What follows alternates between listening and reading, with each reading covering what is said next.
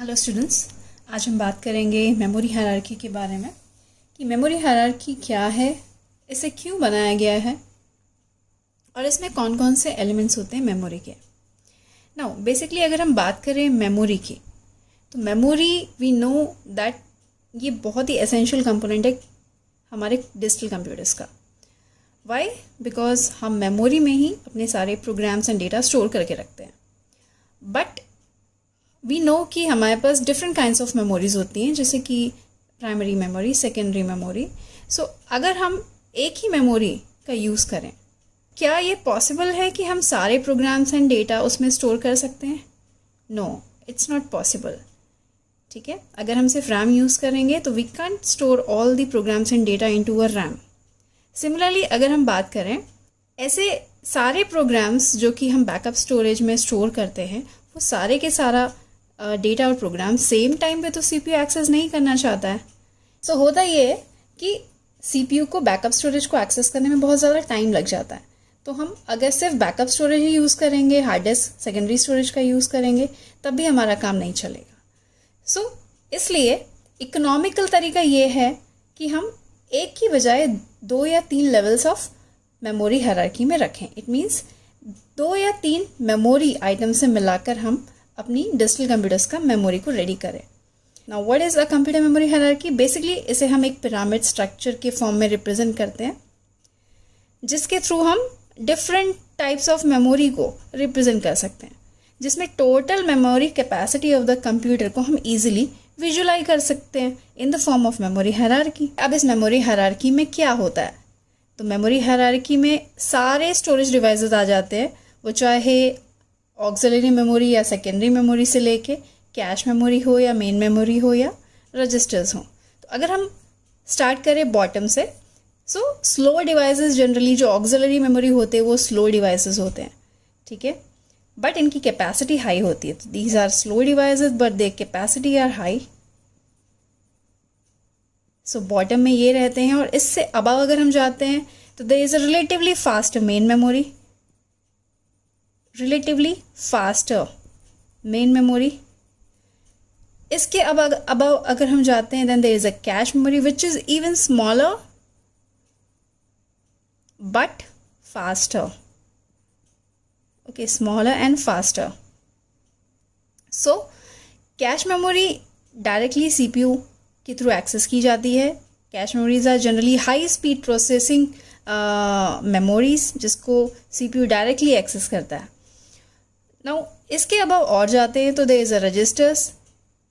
Registers internally CPU में ही रहते हैं, जो कि प्रोसेसिंग एलिमेंट्स को स्टोर करने के लिए यूज़ होते हैं। प्रोसेसिंग एलिमेंट्स जैसे कि ऑपरेंड्स हो गए, सो ये कहाँ स्टोर होते हैं? रजिस्टर्स में यूज़ होते हैं। ये मेमोरी हायरार्की के एलिमेंट्स हो गए, जिसमें अगर हम बॉटम से स्टार्ट करें तो हमारे बॉटम की हायरार्की में क्या है? ऑक्सिलरी मेमोरी, जिसमें 2 टाइप्स की मेमोरीज है, magnetic tapes and magnetic disk, जिसमें से मैग्नेटिक टेप्स स्लोएस्ट होते हैं, मैग्नेटिक डिस्क इनसे थोड़े फास्टर होते हैं। इनके अलावा आते हैं मेन मेमोरी। ठीक है, memory unit. Memory unit directly communicate करती है सीपीयू से। ओके, नाउ मेन मेमोरी में होता क्या है? सारे जो हमारे डेटा हम स्टोर करते हैं ऑक्सिलरी मेमोरी में, जो बैकअप स्टोरेज के लिए हम यूज़ करते हैं, वो ऑक्सिलरी मेमोरी को यूज़ करते हैं। So it is use for backup storage. But ऐसे प्रोग्राम्स एंड डेटा जो कि हम चाह रहे हैं कि मेन मेमोरी में स्टोर हो जाए, या जिसे हम एग्जीक्यूट करना चाह रहे हैं, सो वो कहाँ के स्टोर हो जाते हैं? मेन मेमोरी में आके स्टोर हो जाते हैं। तो main memory, what does it contain? It contains all the programs and data currently needed by the processor. ठीक है, they reside in the main memory. इसके अलावा जो सारी इन्फॉर्मेशन होती है वो कहाँ रहती है? ऑक्सिलरी मेमोरी में रहती है, और व्हेनेवर रिक्वायर दोनों के बीच में एक्सचेंज ऑफ डेटा हो जाता है। नाउ कैश मेमोरी क्या है? Cache memories are very high speed memory, जो कि मेन मेमोरी से तो स्मॉलर होती है बट उनसे फास्टर होती है। Now what does it contain? इसकी क्या रिक्वायरमेंट है? कैश मेमोरीज जनरली ऐसे प्रोग्राम्स एंड डेटा को कंटेन करके रखती है, ऐसे प्रोग्राम्स एंड डेटा के सेगमेंट्स को कंटेन करके रखती है जो कि करेंटली सीपीयू एग्जीक्यूट कर रहा हो। नाउ रजिस्टर्स क्या है? Registers are directly attached with the CPUs and they are used to store processing elements at the time of execution of the program. अगर हम कंपेयर करते हैं ये सारे मेमोरी आइटम्स को, सो हम ये ऑब्जर्व करेंगे कि जब भी हम टॉप से बॉटम आएंगे, सो सारे मेमोरीज़ की साइज़ धीरे धीरे इंक्रीज़ होने लगेगी। रजिस्टर सबसे स्मॉलेस्ट आइटम है, कैश उनसे थोड़े साइज़ में बड़े हैं, देन उनसे ज़्यादा है मेन मेमोरी, देन सबसे ज़्यादा साइज़ है ऑक्सिलरी मेमोरी की। सो टॉप टू बॉटम आने में आप देख रहे हैं कि size of the memory increase हो रही है, बट साथ ही साथ जो एक्सेस टाइम है वो भी बढ़ता जा रहा है। ठीक है, एक्सेस टाइम बढ़ता जा रहा है या access time becomes longer means device कैसे हो रहा है, स्लोअर होता जा रहा है। ओके, नाउ अगर हम ऑब्जर्व करें बॉटम टू अप जाएंगे तो स्पीड हमारी इंक्रीज होते जा रही है। बैकअप स्टोरेज के लिए हम ऑक्सिलरी मेमोरी को यूज़ करते हैं, ये स्लोएस्ट डिवाइसेस हैं and registers are fastest devices. So जैसे जैसे अबव जाएंगे स्पीड बढ़ते जा रही है। अब अगर स्पीड बढ़ रही है तो ऑब्वियसली बात है उसकी कॉस्ट भी इंक्रीज होगी। Now memory hierarchy in computer system को हम एक अनदर डायग्राम से समझते हैं, जिसमें बॉटम में ऑक्सिलरी मेमोरी है। एग्जाम्पल्स ले रहे हैं मैग्नेटिक टेप्स, जो कि रिलेटिवली स्लोअर रहती हैं मैग्नेटिक डिस्क के। ये स्लोअर इसलिए रहती है because they are use to store removable files. ठीक है, इनसे एक अबव होता है मैग्नेटिक डिस्क, जिसे हम हार्ड डिस्क की तरह भी यूज़ करते हैं। They are basically use for backup storage. Okay, now इसके बाद आता है सेंट्रल पोजीशन में main memory. Main memory communicate करता है डायरेक्टली विद द सीपीयू, ठीक है, and with the auxiliary memory, but with the help of IO processor. So that's why it occupies a central position because it communicates both with the CPU and with the auxiliary memory also. जब भी CPU किसी programme को access करना चाहता है तो वो पहले एक्सेस करेगा मेन मेमोरी को, और मेन मेमोरी में अगर वो प्रोग्राम प्रेजेंट है तो वहाँ से एक्सेस कर लेगा। इन केस अगर वो प्रोग्राम प्रेजेंट नहीं है देन उस प्रोग्राम को ऑक्सिलरी मेमोरी से मेन मेमोरी में ट्रांसफ़र करना पड़ेगा। ओके, और यहाँ से जो भी प्रोग्राम है जिनका काम हो चुका है उसे वापस ट्रांसफ़र कर दिया जाएगा ऑक्सिलरी मेमोरी में। नाउ अब आता है इसके बाद cache memory. Cache memory basically हम क्यों यूज़ कर रहे हैं? वी नो कि सीपीयू एंड मेन मेमोरी के स्पीड में काफ़ी डिफरेंस है। दोनों की स्पीड में डिफरेंस होने की वजह से परफॉर्मेंस थोड़ा सा कम हो जाता है।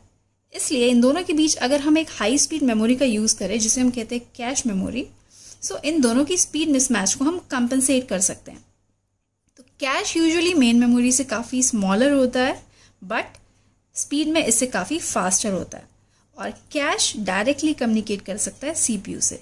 So main memory and cache memory both can directly communicate with the CPU, but CPU सबसे पहले, अगर कैश मेमोरी प्रेजेंट है तो सीपीयू सबसे पहले कैश मेमोरी में डेटा को एक्सेस करेगा। अगर उसे वहाँ से डेटा मिल जाता है देन इट्स वेरी गुड, अगर नहीं मिलता है then CPU goes to the main memory. ठीक है, अगर यहाँ उसे डेटा मिल जाता है देन इट्स ओके, अगर यहाँ भी नहीं मिलता है देन सीपीयू कहाँ जाता है? ऑक्सिलरी मेमोरी में, और ऑक्सिलरी मेमोरी से वो डेटा ट्रांसफ़र होता है मेन मेमोरी में। ठीक है, देन उसे वो रीड करता है और उसकी एक कॉपी मेन मेमोरी में क्रिएट हो जाती है, और उसके बाद कैश मेमोरी में भी एक कॉपी क्रिएट हो जाती है। सो बेसिकली मेन मेमोरी का हम क्यों यूज़ कर रहे हैं? जो भी currently needed programs and data होते हैं वो मेन मेमोरी में स्टोर होते हैं, और इन प्रोग्राम्स में जो कुछ पोर्शंस, कुछ सेगमेंट्स जो करेंटली एग्जीक्यूशन में रहता है, अंडर एग्जीक्यूशन, वो प्रोग्राम्स एंड डेटा के सेगमेंट्स कैश मेमोरी में स्टोर रहते हैं, सो दैट सीपीयू डायरेक्टली उसे कहाँ से एक्सेस कर लेता है? कैश मेमोरी में से एक्सेस कर लेता है। सो इस रैपिड रेट पे एक्सेस करने की वजह से सीपीयू का परफॉर्मेंस भी इंक्रीज हो जाता है। नाउ अब हम बात करते हैं आईओ प्रोसेसर की। आईओ प्रोसेसर बेसिकली मैनेज करता है data transfer between the auxiliary memory and the main memory. वैसे ही कैश मेमोरी या कैश मेमोरी ऑर्गेनाइजेशन कंसर्न रहता है या मैनेज करता है data transfer between the main memory and the CPU. तो इस वजह से हर एक मेमोरी, आप देख रहे हैं अलग अलग लेवल्स में जो मेमोरी हैं वो मेमोरी हायरार्की को क्रिएट करती हैं और अलग अलग तरीके से वर्क करती हैं ताकि सीपीयू का परफॉर्मेंस इंक्रीज हो सकती है। यही रीज़न है कि मेमोरी हायरार्की को यूज़ करना काफ़ी इकोनॉमिकल होता है हमारे लिए। So thank you very much.